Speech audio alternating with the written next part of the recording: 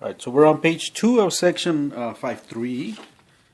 All right, evaluate trig functions using reference angles. So you notice we just learned to find reference angles, and we're going to now use those to find the values of the trig functions for some angle theta. All right, so how do we do that? So to find the value of a trig function for theta, number one, determine the value of the function for theta prime, and then number two, determine the appropriate sign based on the quadrant. So how will we do that? Well, we kind of knew. Remember, we discussed which quadrant each of these angles ended in, right, where the terminal side was. And so we have an idea, right, and for each of them we'll have an idea where they are, because we kind of have to when we find the reference angles. Okay, and then we just go with depending on the quadrant, x has to be positive or negative, and y has to be positive or negative, and x will give us the sign of the cosine value, and y will give us the sign of the sine value. And if they're the same sign, then tangent's positive. If they're different signs, tangent's negative.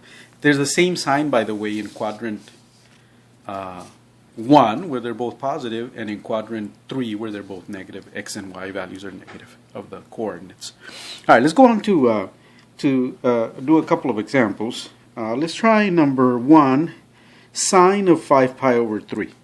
So we just found, we found one very similar. This is in the positive direction, so that means counterclockwise. So it's pi over 3 is the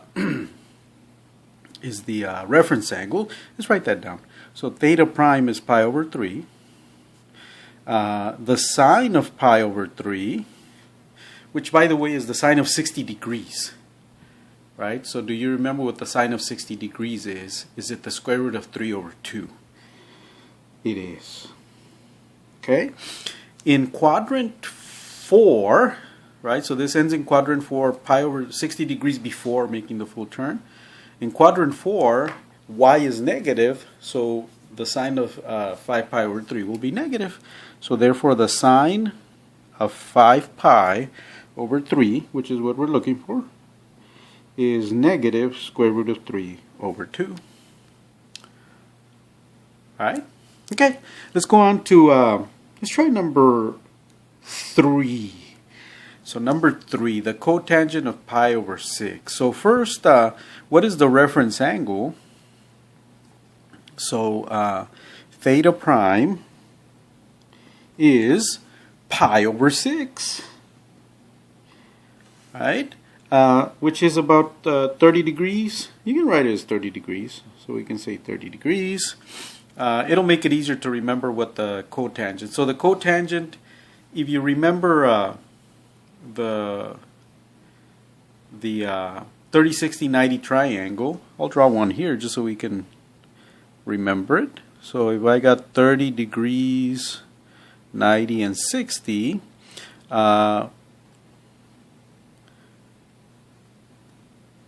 and fill in the sides, 1, 2, and square root of 3.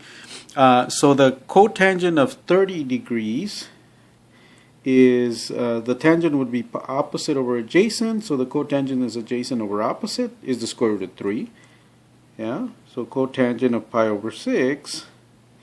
And because cotangent is x over y, yeah, and we're in the first quadrant, then both are positive, so the cotangent of pi over 6 is positive square root of 3. Alright, and I'll leave the others. Number 2, cosine of negative 135. Number 4, secant of 5 pi over 2. Number 5, cosecant of 11 pi over 6 for us to do in class. By the way, number 4 is actually more like the ones we did on problem number 2, sine, cosine, and tangent for pi and 90 degrees. And this one will be one like that. Okay, number 4. So it might look a little bit different than the other ones we're doing here. Let's go on to letter C. The example says, given sine theta equals negative 3/5 with cosine theta greater than 0, find cosine theta and tangent theta. So cosine theta greater than 0 means x is greater than 0. Yes, because x tells you what the sign of the cosine is, whether it's positive or negative. When we look at sine theta, remember sine theta is y over x. So sine theta is negative 3/5. So y over r, I'm sorry. So r is 5. Yeah, r is 5. Y has to be negative 3. And I don't know, this might look familiar to you. It's like something we did in a previous section. Okay, so that's the information I've taken from the information I was given. Notice I have to sort it out. So the sign is y over r. Therefore, it has to be y is negative 3 and r is 5. And cosine theta greater than 0 tells me that x is greater than 0. Okay? Okay, so where am I really? Well, I'm in x is positive and y is negative. I'm in quadrant 4. Do you see that? Quadrant 4, x is positive and y is negative. Okay, so in order to find the tangent of theta, I need to know what x is. And in order to find the cosine, I need to know what x is. So what do I use? Well, remember that r is the square root of x squared plus y squared. So r squared equals x squared plus y squared. Right? I just squared both sides of that equation. So r squared is 25 equals, because r is 5, x squared plus 9, because y squared is negative 3. And so I have 16 equals x squared. So x equals plus or minus 4. And now I decide, because x is greater than 0, that x is positive 4. Right? Notice in general, x would be plus or minus 4. But I've already been told that x is positive, so x must be 4. So I have found x. So I now have x is 4, y is negative 3, and r is 5. So cosine theta is x over r, which will be 4 over 5, positive. Yeah.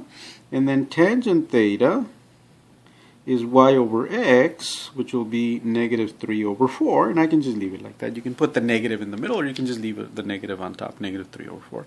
So I have found my two answers. Alright, and I'll let you guys finish the other ones up here. Okay, so that'll be the end of section 5.3.